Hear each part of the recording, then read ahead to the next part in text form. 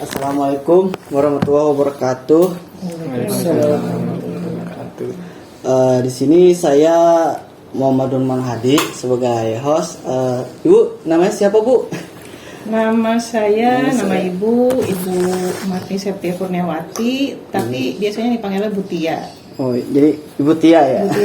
Bu Tia aja. Jadi kami datang di sini ya mau wawancara tentang masalah etika. Jadi Ibu bisa kan ya menjawabnya ya? Insya Allah ya berdasarkan apa yang Ibu pahami. Ya, jadi berdasarkan sudut pandang Ibu lah gitu. Baik Bu, pertanyaan pertama nih, menurut Ibu penting nggak sih membangun etika dalam belajar? Ya tentunya sangat penting ya, karena kalau kita sebagai pembelajar kita kan harus punya standar. Ketika misalnya nanti kita akan menjadi seorang pembelajar, jangan sampai nanti kita tidak punya patokan bagaimana sih seharusnya menjadi seorang pembelajar yang baik gitu. Karena etika sendiri itu sebenarnya nilai moral ya yang menjadi standar. Kalau seorang pelajar itu tentu punya tujuan dan target. Jadi target dan tujuan yang dicapai itu harus disesuaikan dengan sikap dia sebagai pembelajar. Itu jadi nggak bisa semena-mena ya, Ibu. Iya, apalagi seorang muslim kan punya aturan bagaimana dia seorang pelajar muslim. Oh iya, Bu. Baik Bu, ke pertanyaan selanjutnya. Jadi bagaimana pandangan Islam terhadap pentingnya membangun etika? Kalau dalam Islam itu kan memang semuanya diatur ya, termasuk dalam hal belajar, dalam masalah pendidikan, kemudian bagaimana sikap seorang pembelajar ya pelajar, dan ketika kita ingin mendapatkan sesuatu, tentu seorang pembelajar itu kan ingin mendapatkan ilmu. Jadi kita tidak hanya mengejar target atau hasil yang sifatnya duniawi, tapi dalam Islam itu ada hal yang ingin kita capai, yaitu apa? Misalnya sebagai seorang mahasiswa, saya ingin IPK bagus, tapi tidak hanya sekedar itu, karena belajar itu kan memang hukumnya wajib ya. Ya, jadi kita mencari ridho Allah, tapi kita juga ingin mendapatkan apa yang kita targetkan gitu. IPK bagus, tapi kita juga bermanfaat dalam urusan dunia maupun agama gitu. Jadi begitu ya teman-teman.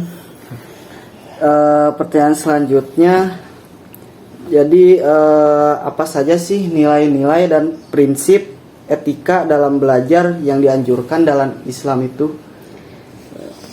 Ya, kalau dalam Islam itu ketika kita belajar, kita kan ingin mendapatkan selain yang pasti nilai ya, dan keriduan Allah. Jadi kita tidak boleh menempuh cara yang diharamkan. Misalnya dalam bentuk kecurangan gitu. Misalnya menyontek, saya ingin mendapatkan nilai bagus, tapi Allah tidak mengajarkan seperti itu. Bagaimana cara kita mencapai nilai yang bagus? Kita kan harus ikhtiar. Ikhtiar kita itu sebagai seorang muslim dan sebagai seorang pelajar adalah belajar yang giat. Bagaimanapun hasilnya itu bukan tujuan utama kita gitu, karena Islam mengajarkan yang akan dinilai, yang akan dihisab oleh Allah itu adalah ikhtiarnya. Hasil itu nanti mengikuti gitu. Oh iya, jadi nyontek gak boleh lah ya. Gak boleh nyontek. Kemudian misalnya kita ingin mendapatkan nilai bagus, kita cari cara lain, atau misalnya kita meminta jawaban dari teman kita. Baik Bu, pertanyaan selanjutnya, bagaimana sih seorang muslim seharusnya memperlakukan ilmu dan pengetahuan yang diperoleh dalam proses belajar? Memperlakukan ilmu dan pengetahuan yang diperoleh dalam belajar. Oke. Jadi kan kita belajar itu kan ingin mendapatkan informasi ya. Ilmu itu kan informasi yang kita dapat pada saat proses belajar. Ketika kita sudah mendapatkan, berarti tentunya ilmu yang bermanfaat kan. Kita berniat untuk menerapkan. Jadi jangan sampai nanti ilmu yang kita dapatkan itu untuk hal-hal yang tidak bermanfaat gitu. Jadi ya nanti tujuan kita adalah kalau itu memang baik dan bisa diterapkan, kita aplikasikan. Oh, berarti jangan teori doang ya. Jadi prakteknya juga harus ya. Iya. Berarti kedua-duanya saling berkesinambungan ya, antara teori betul. dan praktek. Iya, teori itu didapatkan untuk mendukung pemahaman kita. Baik Bu, pertanyaan selanjutnya, apa sih yang menjadi peran ilmu dan pengetahuan dalam membangun etika dalam belajar? Peran ilmu dan pengetahuan itu sebagai penunjang sebetulnya ya, etika belajar itu. Jadi kita ketika dalam proses belajar, ketika kita sudah punya ilmunya, itu kita tidak akan melakukan sesuatu yang salah gitu. Kita akan berada di jalur yang benar. Jadi misalnya kita sudah punya ilmunya, punya rambu-rambu agar kita nanti dalam menyikapi sesuatu ketika kita sedang belajar itu kita bisa gitu. Kita nggak akan bingung misalnya kita harus gimana nih, harus bagaimana gitu kan. Baik Bu, pertanyaan selanjutnya, bagaimana sih seorang muslim dapat menghindari perilaku curang atau plagiarisme dalam proses membelajar seperti mencontek gitu? Jadi bagaimana gitu cara mengatasinya? Oke, ini kita harus kembali ke basic akidah mungkin ya. Akidah itu kan berarti sumber dari keimanan kita. Sumber keimanan kita itu dibangun dari keyakinan kita terhadap Al-Quran dan hadis. Jadi dalam Al-Quran, di hadis juga banyak di situ dipaparkan tentang bagaimana landasan kita dalam menuntut ilmu. Jadi yang pertama, ilmu itu adalah suatu kewajiban, fardu ain kan? Fardu ain dan fardu kifayah.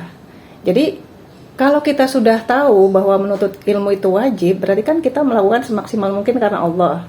Dan kalau Allah itu melarang suatu bentuk kecurangan dalam hal apapun, apalagi dalam dunia pendidikan, ketika kita sedang belajar, tentu kita akan selalu menyandarkan diri dengan apa yang sudah diatur oleh Allah gitu. Jadi kesadaran kita akan hubungan kita dengan Allah itu akan membuat kita, oh iya, kata Allah kan nggak boleh curang gitu. Ya, kita menyadari seperti itu. Baik Bu, pertanyaan selanjutnya, bagaimana seorang muslim dapat mempertahankan integritas dan kejujuran dalam proses belajar meskipun menghadapi tekanan atau kesulitan? Oke, jadi seorang muslim itu kan tentu punya pola pikir dan pola sikap. Kalau dalam Islam itu kan disebut dengan syaksiyah Islamiyah, ya. Jadi syaksiyah itu terdiri dari akliyah dan nafsiyah. Nah, untuk menguatkan akliyah itu tentu kita harus mengasah keimanan kita dengan banyak mempelajari, menggali ilmu-ilmu yang berasal dari Islam. Kemudian untuk memperkuat nafsiyah atau jiwa keislaman itu kita harus banyak mendekatkan diri kepada Allah gitu. Nah, itu yang akan memperkuat kita. Jadi kita punya integritas yang bisa mungkin ketika kita berada dalam lingkungan yang bagaimanapun kita tidak akan goyah gitu. Baik Bu, pertanyaan selanjutnya, apa yang menjadi tantangan terbesar dalam membangun etika dalam belajar secara Islami? Jadi bagaimana cara mengatasi tantangan tersebut? Tantangan tentu secara internal dan eksternal ya. Iya. Jadi tidak hanya dari eksternal. Jadi bagaimana caranya supaya tetap mempertahankan etika ya. Jadi kita memang harus punya bekal. Harus punya bekal yang tentunya kita sebagai seorang muslim itu bekal kita ya dilandasi oleh Al-Quran dan hadis. Tentu di situ juga diajarkan bagaimana kita harus berakhlak yang Islami gitu. Yang penting konsisten aja ya. Iya, konsisten. Baik Bu, pertanyaan yang selanjutnya, bagaimana seorang muslim dapat memperluas pemahaman dan pengalaman etika dalam belajar secara Islami di luar lingkungan akademik gitu. Oke. Tanpa akademik. kita belajar kan sumbernya bukan hanya dari lingkungan sekolah atau lingkungan kampus, bukan hanya dari buku-buku sekolah atau buku-buku yang ada di rumah, tapi bisa dengan hal yang sifatnya real. Misalnya kita ikut kajian, kalau di kampus-kampus itu kan banyak sekali kajian ya. Walaupun mungkin berbeda mazhab, berbeda pemahaman, tapi kita punya standar yang benar. Kalau akidah itu jelas itu tidak boleh ada perbedaan. Tapi kalau masalah mazhab itu kan boleh berbeda. Nah, ketika kita sudah punya bekal bahwa kita sudah paham nih tentang mazhab, kalau memang itu baik di luar sana, di lingkungan, kita ikuti untuk menambah sakofah atau pemahaman kita. Gitu. Yang penting bisa menilai ya, bisa baik menilai. dan benar. Iya, betul. Baik Bu, pertanyaan selanjutnya yaitu terkait dalam etika kepemimpinan Ibu. Pertanyaan pertama, bagaimana sih Ibu mendefinisikan atas kepemimpinan dalam Islam itu bagaimana? Kepemimpinan dalam Islam itu tidak hanya sekedar pendelegasian tugas-tugas kepada bawahan, dan bukan juga itu adalah suatu sikap yang otoriter yang harus dijalani oleh bawahan. Tapi kepemimpinan itu adalah memanage dan meriayah atau mengurusi bawahan sehingga tidak hanya tugas yang diberikan, tetapi juga bisa memberikan pelayanan. Sebetulnya dalam Islam itu pemimpin adalah pelayan, gitu ya, melayani. Misalnya seorang presiden, seorang kepala sekolah itu tidak hanya menyuruh atau mengatur, tapi juga meriayah. Riayatu syu'unil ummah kalau bagi pemimpin dalam struktur negara. Ya juga harus adil ya Bu ya. Harus adil, pasti adil. Itu. Dan juga berpikirnya harus rasional gitu ya. Iya. Biar tidak salah gitu mengambil keputusan. Iya, betul. Baik Bu, pertanyaan selanjutnya, menurut Ibu apa saja sih nilai dan prinsip etika kepemimpinan yang dianjurkan dalam Islam? Nilai dan prinsip yang dianjurkan itu tentu kan memang kalau dari sisi akidah bersumber dari Al-Quran hadis, di mana salah satu bagiannya itu berbicara tentang akhlak. Nah, Islam itu kan terdiri dari akidah, syariah, dan muamalah. Nah, akhlak yang menjadi bagian dari hukum syara atau hukum Islam itu adalah sumber dari nilai-nilai dan prinsip yang menjadi acuan bagi kita, gitu. Baik. Yang selanjutnya, bagaimana Islam memandang tanggung jawab dan amanah dalam kepemimpinan? Ya. Tanggung jawab dalam Islam itu kan kalau dari definisinya tanggung jawab itu adalah kesadaran ya, kesadaran dalam menjalankan kewajiban. Jadi dalam Islam itu memberikan aturan bagaimana seorang muslim secara individu ataupun seorang pemimpin ketika dia diberikan amanah dia harus bertanggung jawab. Tanggung jawab itu bagian dari hukum yang digunakan baik secara individu ataupun kelompok gitu, dan itu harus dilaksanakan. Gitu. Kalau tidak dilaksanakan tanggung jawab sebagai amanah yang harus dilaksanakan, ya berarti hukumnya berdosa. Kemudian satu lagi apa tadi selain tanggung jawab? Amanah. Nah, tanggung jawab itu pasti beriringan dengan amanah. Kalau amanah itu tidak dilaksanakan, berarti dia tidak bertanggung jawab. Gitu. Baik, pertanyaan selanjutnya, bagaimana seorang pemimpin Muslim seharusnya memperlakukan dan berinteraksi dengan bawahan dan masyarakat yang dipimpinnya? Oke. Seorang pemimpin ya, berarti ini secara umum ya, pemimpin itu baik dia sebagai kepala negara ataupun dalam struktur yang ada di bawahnya. Ketika dia memperlakukan bawahan, dia harus mengenal karakter dan dia harus punya empati. Jadi dia harus bisa memanage. Dan ketika dia berada di tengah masyarakat, dia harus tahu kebutuhan masyarakat itu apa. Jadi apa yang dibutuhkan kalau dalam Islam itu, makna dari kepemimpinan adalah riayatu syu'unil ummah. Jadi bawahan baik itu skalanya masyarakat ataupun pegawai, dia harus diriayah. harus diberikan arahan, harus dipenuhi kebutuhannya, harus dilatih kedisiplinan dalam rangka kinerja ataupun tanggung jawabnya gitu. Baik, pertanyaan selanjutnya. Menurut Ibu, apakah terdapat perbedaan antara etika kepemimpinan dalam Islam dengan etika kepemimpinan dalam budaya atau agama lain? Apakah ada bedanya gitu? Oh, jelas ada bedanya. Kalau secara umum itu tentu banyak kesamaan ya. Iya. Jadi kalau kepemimpinan dalam pandangan Islam ataupun dalam pandangan budaya atau pandangan agama lain, pasti kepemimpinan itu harus menyentuh aspek keadilan. Iya. Keadilan, kejujuran gitu. Tetapi dalam Islam itu lebih spesifik lagi bahwa tidak hanya aspek-aspek yang berkaitan dengan nilai moral, tetapi juga harus memenuhi aspek yang berkaitan dengan standar akhlak gitu. Jadi bagaimana seorang pemimpin, dia harus adil, dia harus bisa memenuhi apa yang diinginkan, tapi dengan cara yang benar, cara yang baik dan benar. Kalau misalnya dalam agama kita sudah memenuhi secara adil, tapi kalau caranya tidak benar, nah gitu kan? Sama saja ya. Sama saja. Baik, pertanyaan selanjutnya. Bagaimana seorang pemimpin muslim dapat memperlihatkan integritas dan kejujuran dalam kepemimpinannya? Ya, kalau kita ingin melihat integritas seorang pemimpin dalam hal mungkin kepemimpinan dan kejujuran gitu ya, itu bisa kita lihat secara objektif dengan apa yang dia lakukan, bukti nyata gitu ya. Atau bisa kita uji dengan